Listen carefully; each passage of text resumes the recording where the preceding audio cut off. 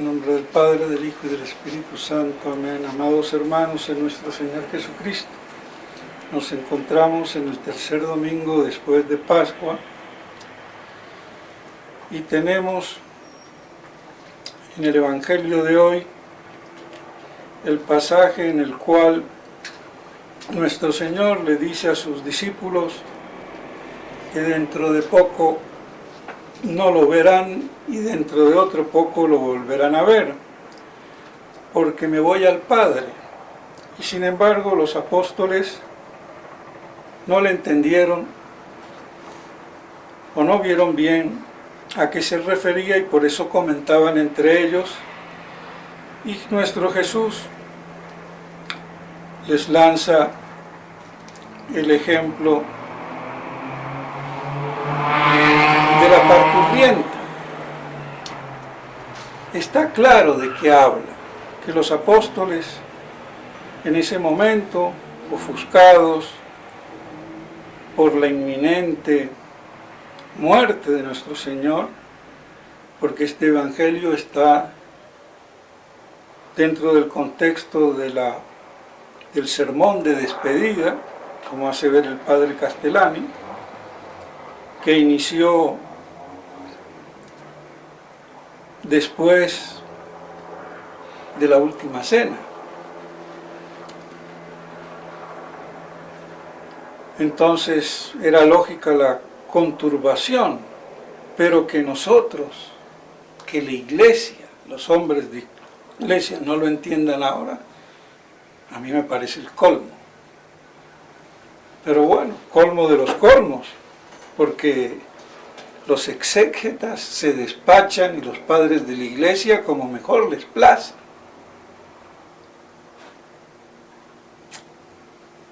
Y a mí en verdad me asombra,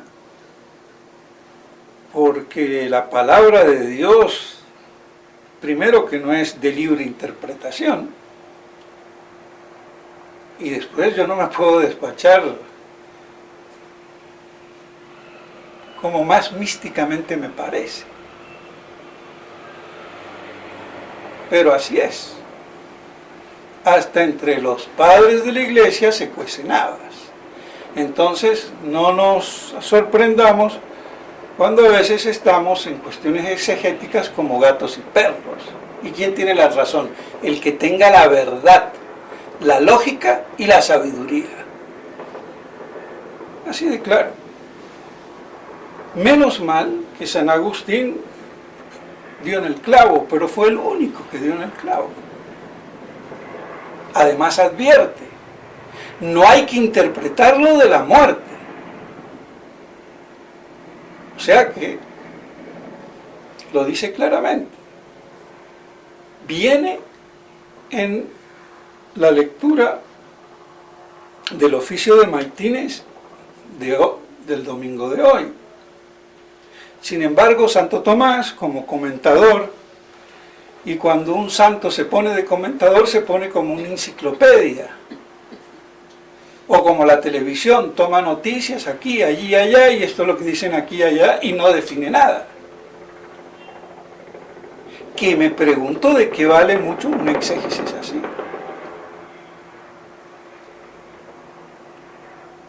Porque, según mi parecer, yo puedo decir, se dice esto, pero yo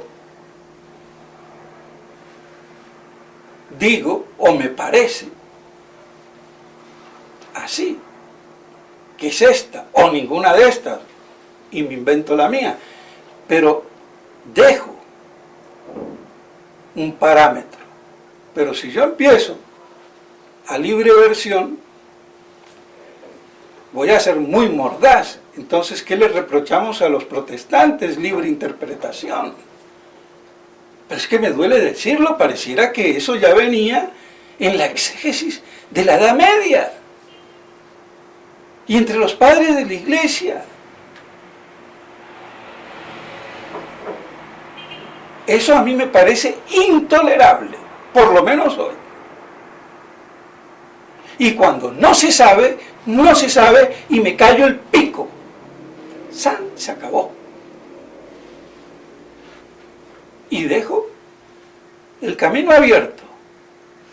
Pero si yo empiezo con un jardín florido, me quedo enredado y enredo a la posteridad. Porque que yo me enrede, pues bueno, allá tú, pero dejo el enredo y lamento, esta crítica nadie la ha hecho, yo la hago. Me veo forzado a hacerlo, porque estoy indignado.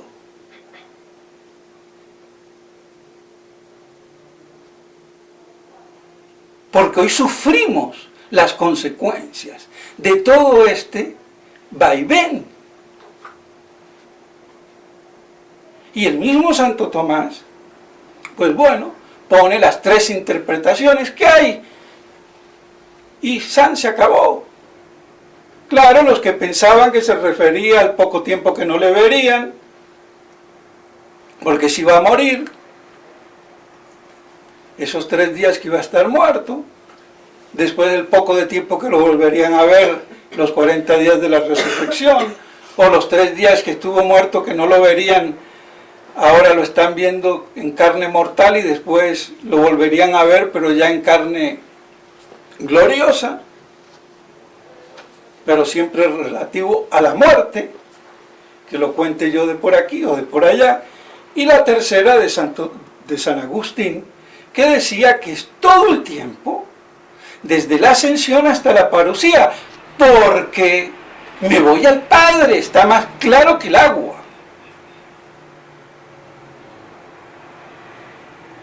Pero como una cosa tan clara, textualmente, no hace falta ser un exégeta que sabe 40 idiomas que no le sirven para nada.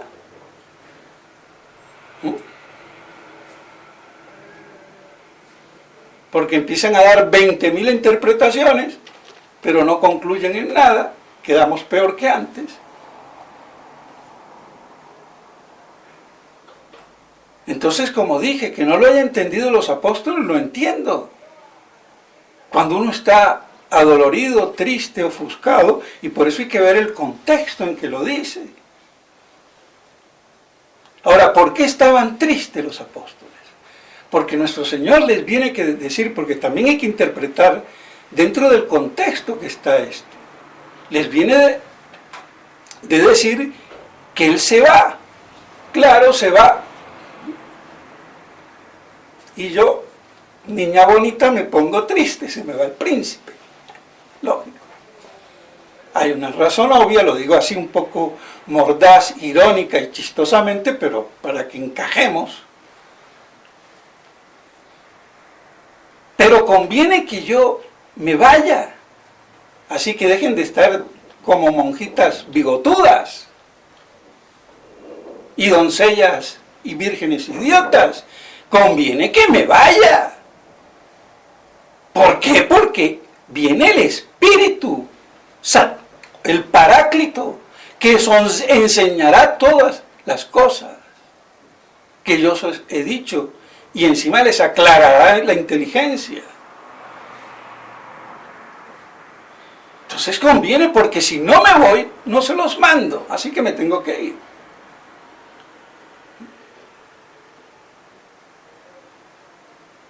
¿Está claro?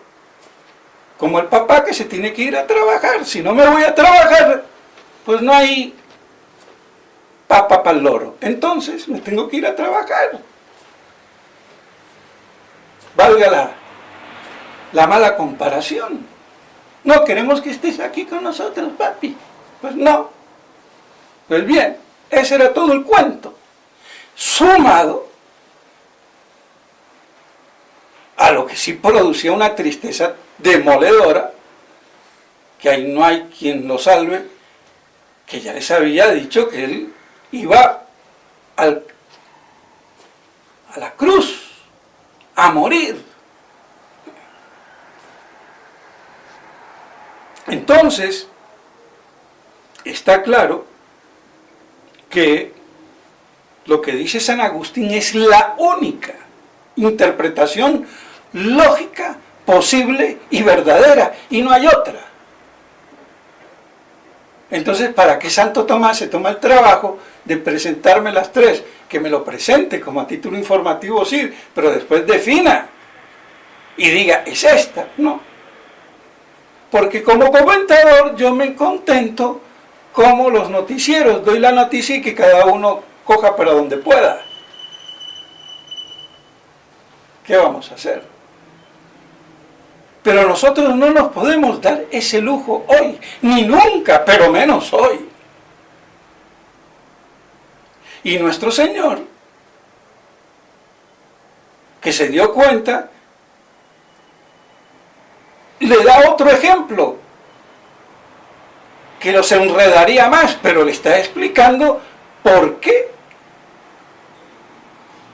Porque como ese tiempo es el que va a transcurrir entre el que yo me vaya a ver al Padre y no voy a ver al Padre antes de la ascensión, cuidado. Entonces, que me volveré a ver cuando vuelva. Este tiempo es como unos dolores de parto, vuestra tristeza. Despreciados, maltratados, pero es un parto. Y se va a agudizar entre más cerca esté por aparecer el bebé.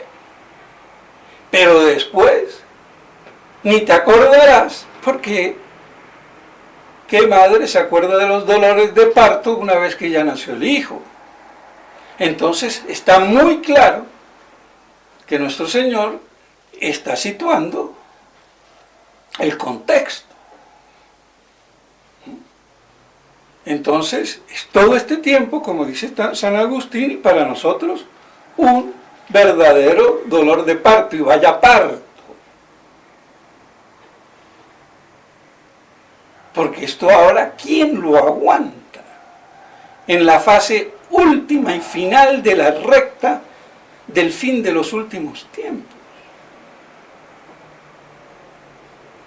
Que hasta si no son abreviados, nadie creería. Entonces, la estrechura es terrible. Pero después viene el beneficio. La presencia de nuestro Señor en todo el poder de su gloria y majestad. Y por eso no nos podemos equivocar. Porque esto es de gran esperanza, es de la única esperanza bienaventurada de la que nos habla San Pablo. Pero es que de esto no nos hemos dado cuenta nadie, solamente San Agustín, que era milenarista y después dejó de serlo, pero le siguieron por lo menos los sentimientos. Pero esto no se ha visto por la miopía antiapocalíptica. Nada que hacer. Y como en la Edad Media, con Santo Tomás a bordo, estaban en pleno auge de cristianismo, con sus defectos, pero en pleno auge, pues, ¿qué voy yo a estar pensando en las postrimerías? Entonces hay una cierta lógica que los disculpa, pero a nosotros no nos disculpa, porque el tiempo de la hora presente nos conmina, nos obliga. Entonces no podemos zafar tan fácilmente. Y para que se vea que lo que digo es así, no me lo invento, si contextualizamos, no me gusta leer porque me enredo, se me va la inspiración y me trabuco también. Y porque tengo que la predicación es de estilo oral, no de estilo escrito. Eso del estilo escrito en las predicaciones va para los franceses, los anglosajones y a donde han influido. Y a donde no ha habido cátedra, por lo menos de oratoria.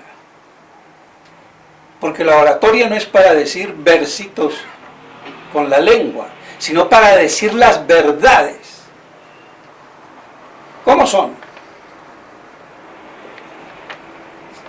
Pero como el que no lee no es académico, como Me dio a entender el mismo padre de Fabro que le dije, oiga, pero pues usted, ¿por qué lee? ¿Qué necesidad tiene? Ah, es que si no, no es científico. Pues se vayan a la Chichalandia.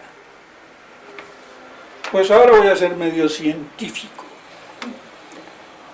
Pues bien, antes de este pasaje, de un poco de tiempo que está en el versículo 16, versículo y no verso, porque en México dicen verso, un verso de una poesía. Pero como está el Roé también, que es mexicano, judío pero mexicano, también dice verso. Aprenda a hablar, mijo, versículo. Que no es lo mismo un versículo que un verso. El verso se lo dirá la novia. No cuando habla de la Torá. Amén, amén, amén. Alabado, alabado.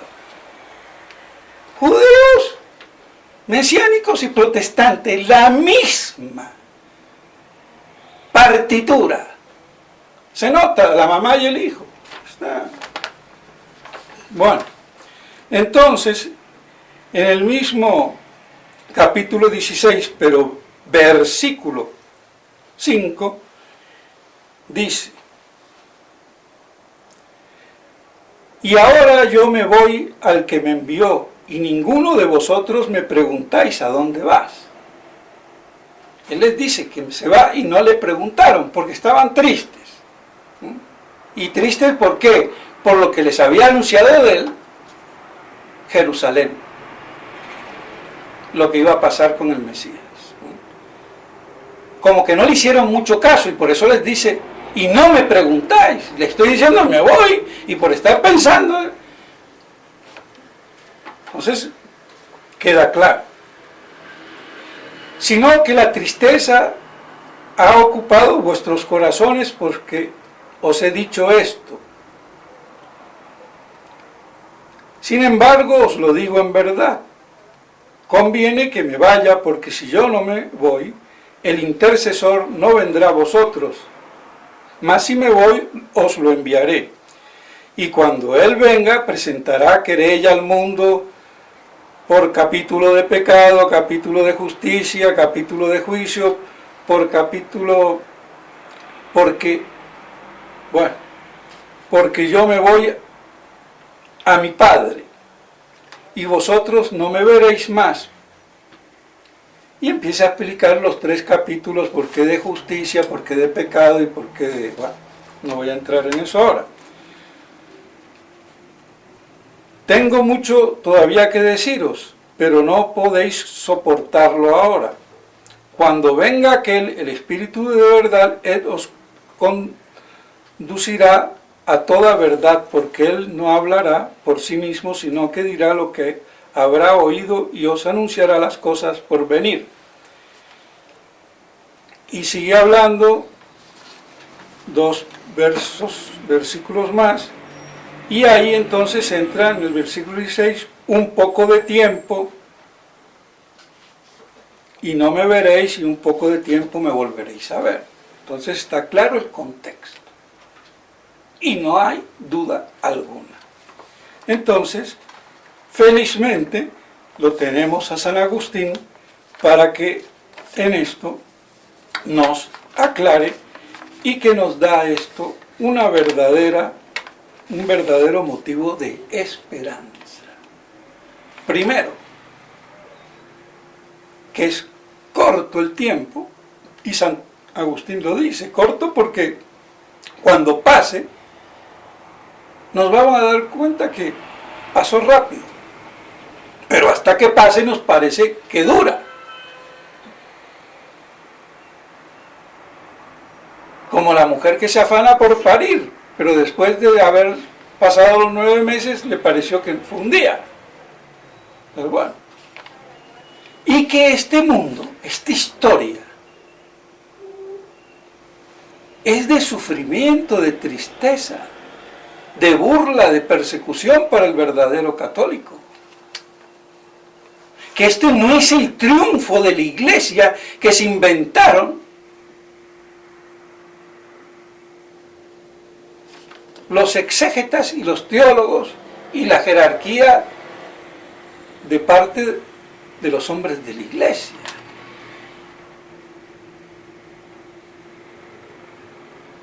y que esto terminaría mal, no en un triunfo. O en un triunfo a lo de Cristo, en la cruz, que era lo que le aterraba a los apóstoles.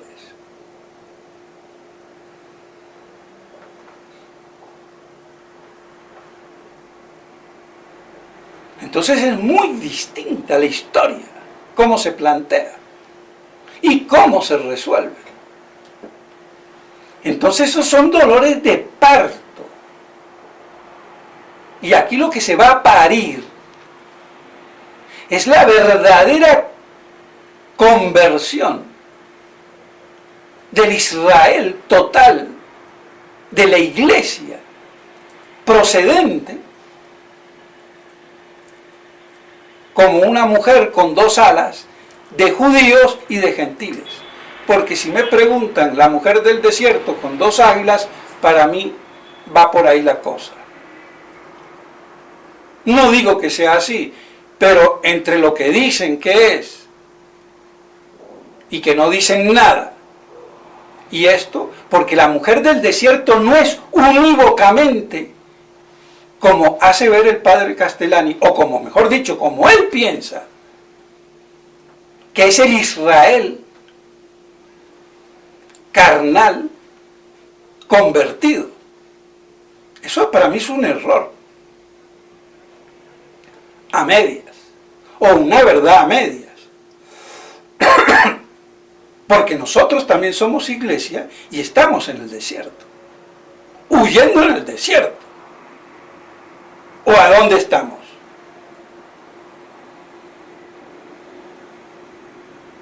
Entonces es la mujer total, la iglesia, con la parte de judía que tiene y con la parte de gentil que tiene. Entonces ahí cambia la cosa. Aunque esas dos alitas no se conozcan mucho. Y la alita de la parte judía no se vea mucho tampoco. Pero la que sí veo es la del pequeño rebaño de católicos integristas, marginados, de los cuales yo represento a algunos de esos miembros. O pretendo, o creo representar, porque si no andaría mal.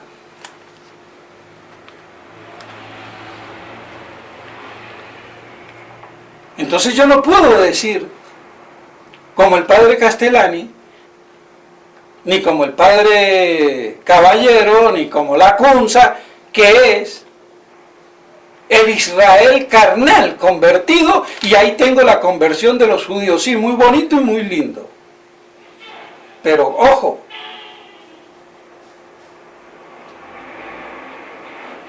que hay que tener una concepción global de la iglesia, ex judei e ex gentiles. Entonces no puedo aplicar la mujer del desierto unívocamente a un ala, a las dos.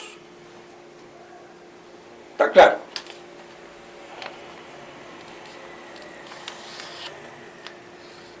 O por lo menos se me hace más comprensible y digitable el verso. Porque yo la conversión de los judíos por ahora no la veo ni remota, ¿qué digo? La veo remota, no la veo cercana. Además, estoy convencido que antes de la parusía no se dará. No se puede dar porque verán al que traspasaron, ahí se convertirán. En el filo de la parusía.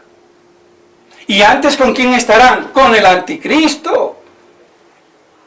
Pero como es que el padre Castellani y el padre Alcañiz y muchos padres piensan que la conversión es parcial, no, es total. Así como el deicidio fue total, la conversión es total. El bebé que van a parir es total, no es parcial. Dejémonos de bobadas. Que el padre Castellani lo haya dicho así, en el momento que lo dijo ya dijo mucho. Pero hoy se queda corto. Y con él todos los que como él pensaban, y los padres de la iglesia. Como lo mismo lo de la resurrección primera, que serán una parte, no todos los muertos en Cristo. ¿Y quiénes son los muertos en Cristo? Los mártires, los decapitados y todos los que murieron en gracia de Dios. Ah, no, que una parte. Entonces ya es hora de ir poniendo orden en la casa, dentro de la medida posible. Y por eso la opinión de San Ireneo era la que primaba. Todos los judíos se convierten, sí, quedarán siempre unas migas. Pero eso no es. Pero el núcleo del pueblo, así como cayó en el deicidio y la apostasía, pues ahora cae en el redil bajo el único pastor. ¿Cuál es el problema? ¿Por qué tengo que decir que es una parte? Claro, porque con la manera de interpretar no me cuaja. Entonces es más fácil decir conversión antes de la parucía de unos poquitos que no sé, allá en el desierto, y con eso zafo. Sí, tu abuela. Zafas por lo menos hasta que no te encuentras con alguien como yo que está con la soga al cuello y tiene que respirar. Y para respirar le corta la cabeza a quien sea. Punto. Y es mucho más lógico. Y se ve hoy la mujer en el desierto. Aunque esa parte misteriosa del ala judaica no se vea tan claro, pero bueno, ya se verá. Hasta con estos mismos judíos mesiánicos.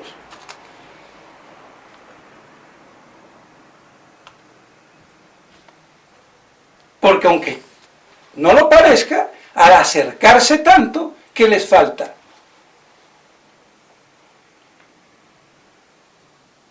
Entonces, ahí está. Pero eso no se verá hasta que la leche se haga cuajada, se cuaje. Pero ahí se está cuajando, pero todavía no se cuajó.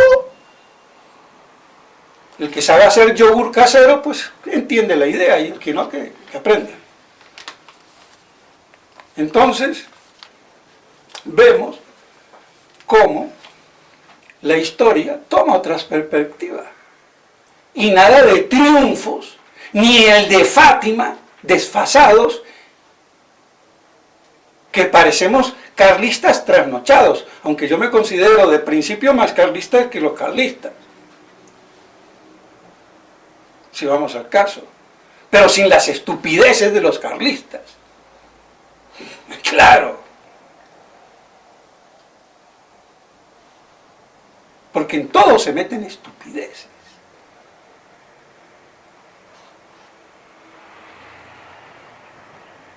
Bueno, entonces, ya me olvidé que iba a decir, pero creo que era por la parte de,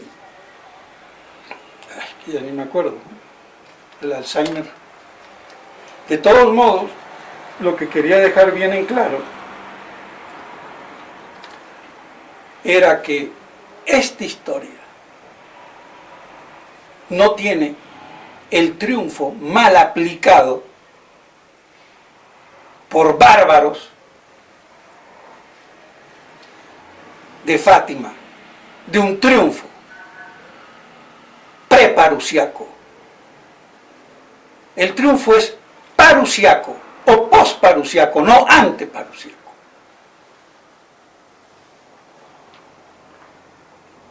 Y eso debe de quedar claro, por eso están trasnochados con Fátima, esperando la consagración de Rusia. Cuando ya Rusia se consagró a medias, pero se consagró a medias. Y por eso fueron a medias las cosas por misericordia de Dios. Pero de esto los trasnochados fatimólogos ni se van a enterar.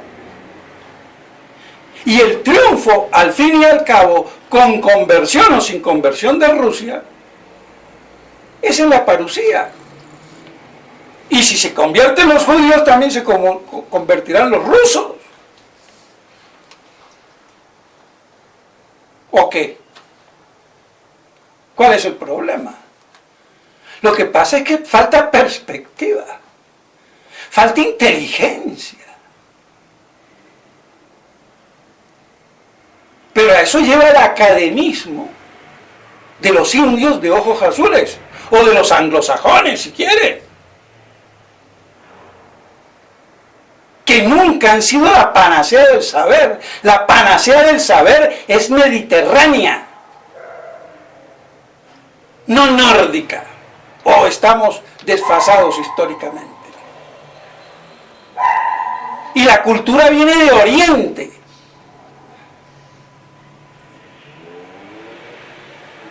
Cuando Damasco es la capital más antigua del mundo, antes que París y Nueva York y Londres. Aterricen, hijitos.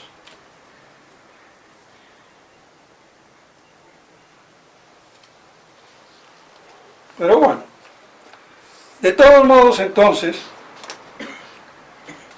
que nos quede claro que el verdadero triunfo, y no comparar las bodas con la merienda, o como me pasó a mí, en una boda de gallegos. Yo digo, pero son brutos estos gallegos, porque en España también los tienen como Pedro, ¿no? Que son inteligentes, ¿no? Voy a la casa de la novia, porque iba invitado por lo de la novia, y era casi un banquete. Digo, estos bárbaros comen antes la fiesta y después se casan. Bueno, hacen la fiesta al revés, como en algunos lados toman la sopa después, como creo que en Córdoba antes que el... Bueno. No, eso era el tentempié. La comilona venía después del matrimonio y duraba 7 horas, sin música. La música comenzaba a las 7, 8 de la noche, cuando ya habían comido y bebido. Bueno. Entonces aquí lo mismo, si llega a haber un triunfo, no es el triunfo total, y ese no es el que me va a anunciar la Virgen en Fátima. Me va a anunciar un triunfo total, no una merienda y que yo me la trague por la fiesta de boda, incluso con octava. Entonces creo que queda claro. ¿Y por qué los fantimólogos patinan? Porque son antimilenaristas, o porque de este cuento del milenarismo no saben nada, o saben poco, o peor, saben al revés. Pero ya las cosas hay que ponerlas en su punto dentro de lo posible. Y digo dentro de lo posible porque hay cosas que siguen siendo misterios, pero se van aclarando cada vez más. Entonces, por eso, la interpretación de San Agustín, que es la única, como ya lo he probado, es la que nos da esa gran esperanza y ese verdadero triunfo, incluido el triunfo de Fátima. Cuando se haga, como vimos el domingo pasado, un solo rebaño con un solo pastor. Y se plenifique así el Israel. Es que los resabios judaicos o paganos, gentílicos, quedan. Y cada uno quiere tirar la iglesia para donde es. Cuando yo soy hijo de mi papá y de mi mamá, yo no puedo tirar más ni para mi mamá ni para mi papá. Así es la cosa. Tengo que tirar para el mismo lado. Porque no soy más de uno que del otro. Y con la iglesia pasa lo mismo. No es más ni de los gentiles ni de los judíos. Aunque los judíos tengan la batuta. Porque alguien tiene que tener la batuta. Y eso es quizás lo que más le duele a los gentiles, que le quiten la batuta. ¿Pero qué quieres? Si estás injertado o no te has dado cuenta tú. Y si tienes problemas, pregúntaselo a papá Dios. ¿Por qué lo hizo así?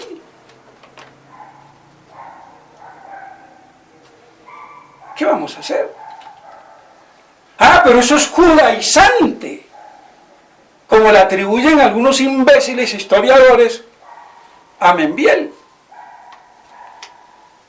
O como otros obispos, que no voy a nombrar, tradicionalistas de Godin Tuk. Membiel judaizante. Es que no han entendido. El librito del padre Membiel, el judío en el misterio de la historia.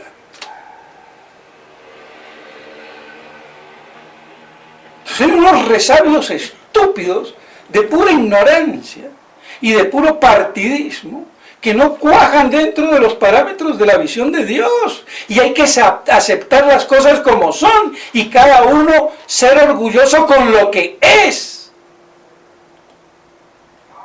Ni con lo que fue, ni con lo que podría ser. Y mejorar en la medida de lo posible. Con la gracia de Dios. Y dejarnos de estupideces partidarias y partidistas que no llevan a nada. Cuando nuestro Señor murió por todos.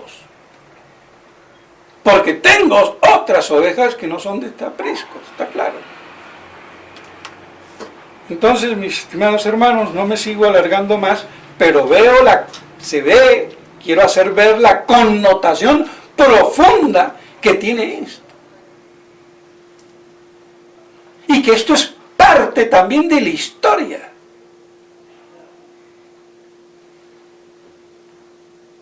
Entonces, que estas cosas nos ayuden para que estos dolores de parto, que cada vez serán peores, hasta que el parto con la parusía. Entonces, a medida que nos acerquemos, peor va a ser, pero también mejor va a ser. La cuestión es aguantar.